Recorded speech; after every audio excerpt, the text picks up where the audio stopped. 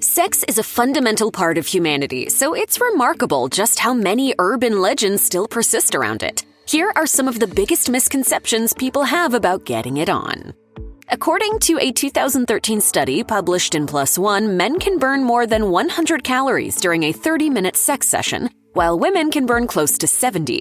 This means that a healthy round of sex with your partner most definitely falls under the category of moderate to heavy exercise. The problem there is that, per a 2005 study in the Journal of Sexual Medicine, while an overall sexual encounter could last 30 minutes or more, the average length of calorie-burning normal intercourse clocked in at anywhere from 3 to 7 minutes. However, that's not to say that sex can't be a good way to get some cardio into your exercise routine. Sex can raise your heart rate and blood pressure and can also release oxytocin, a hormone that can reportedly reduce stress and may also keep food cravings at bay. A 2017 article published in Nature Reviews Endocrinology showed a link between oxytocin production and lowered calorie consumption. So while sex may not be the miracle weight loss cure you were hoping for, there are still worse ways to work out.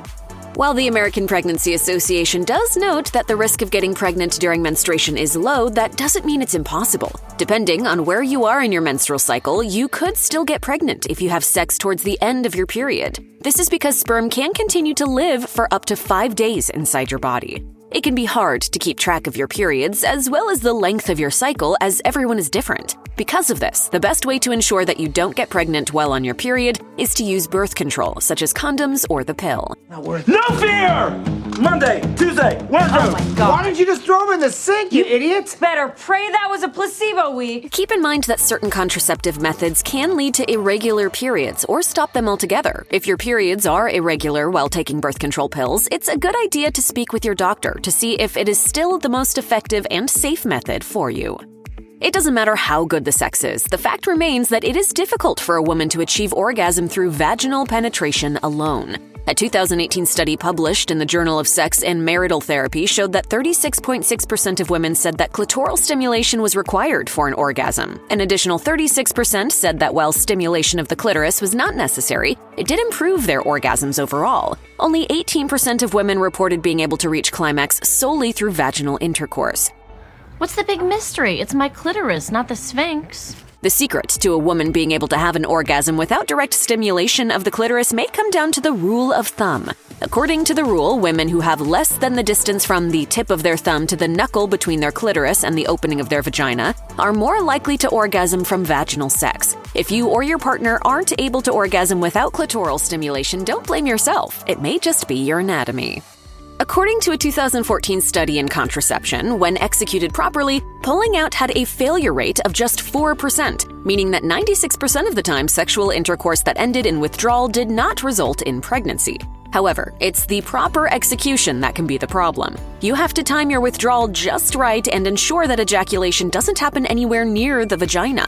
In addition, before you decide to have sex again, you will need to urinate and clean off any remnants of semen from your penis. In addition, before you even ejaculate, you run the risk of getting your partner pregnant. Pre-ejaculate fluid that is generated before ejaculation may contain a small amount of sperm. While it is not as much sperm as is released during actual ejaculation, there is still the risk of pregnancy. According to a 2011 study published in Human Fertility, 41% of the subjects tested had sperm present in their pre-ejaculate fluid, and of those, 36% had sperm that was motile.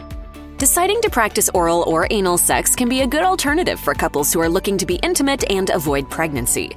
Nose, vagina, butthole.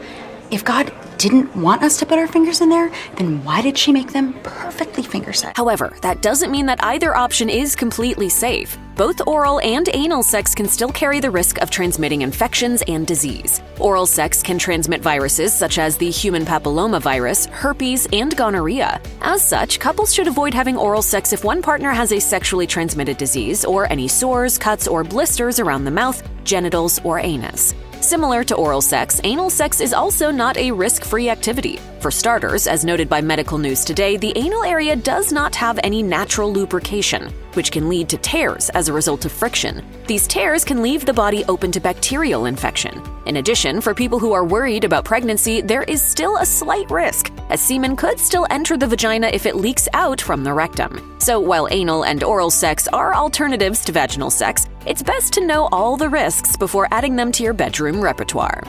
It's not a secret that men are very often preoccupied with penis size, as well as the insecurities related to it. According to a 2015 study published in PLOS ONE, nearly 70% of men were concerned about the size of their penis.